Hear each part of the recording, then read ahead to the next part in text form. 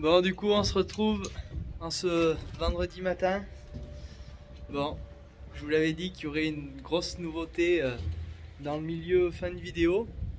Bon, vous voyez, on a acheté une benne au GAEC parce que ça devenait trop galère pour les ensilages et tout. On était toujours obligé de demander les bennes aux collègues. On n'avait que la benne de l'Akuma et ça devenait un petit peu galère.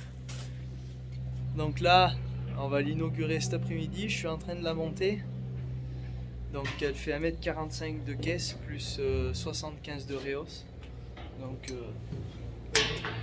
ça fait il devrait en rentrer pas mal d'ensilage. Donc je vous fais voir juste après quand elle est finie de monter de l'extérieur. Bon, pour le moment, je suis en train de monter les Reos. Il y a un peu de boulot.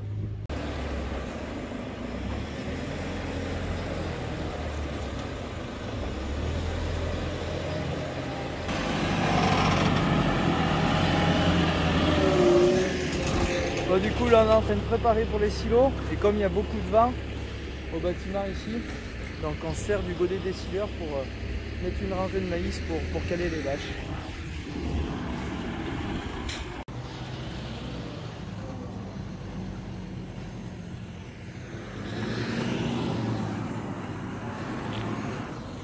Bon, du coup ça y est, on est parti pour ensiler. Donc là il est à peu près 4h30.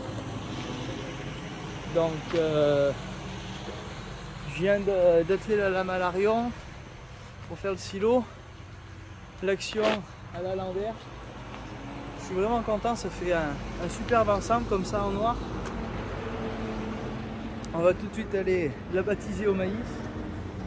Donc ça sera une benne qui sera seulement destinée à l'ensilage et aux moissons. Pas de fumier avec, pas de transport de terre. Pour vraiment essayer de la faire durer le plus longtemps possible.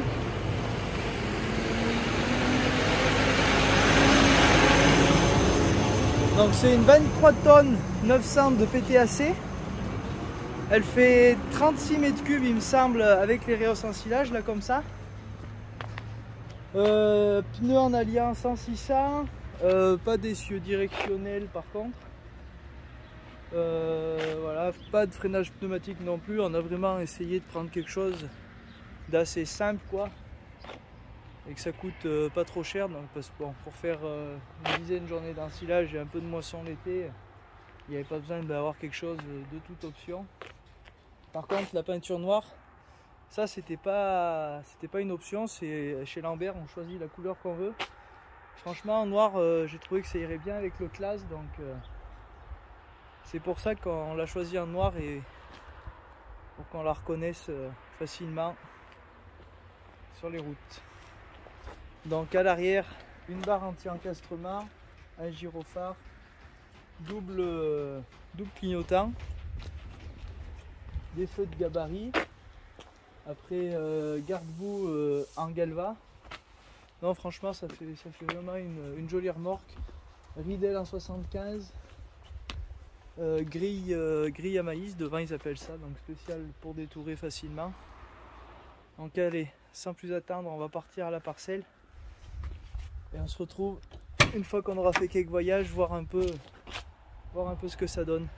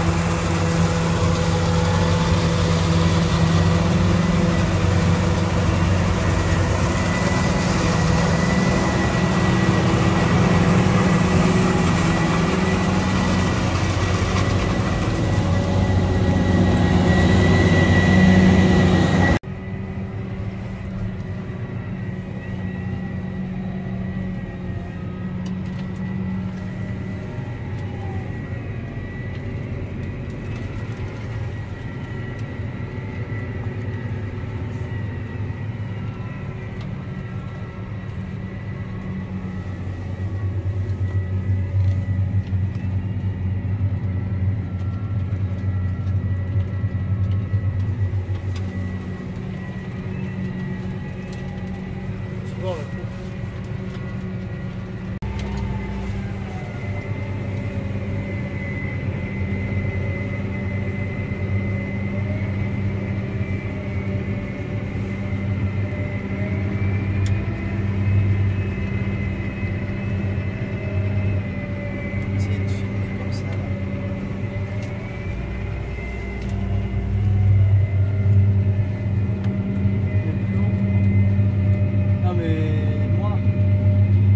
À toi, Ouais. appuie 2 fois derrière toi, droite.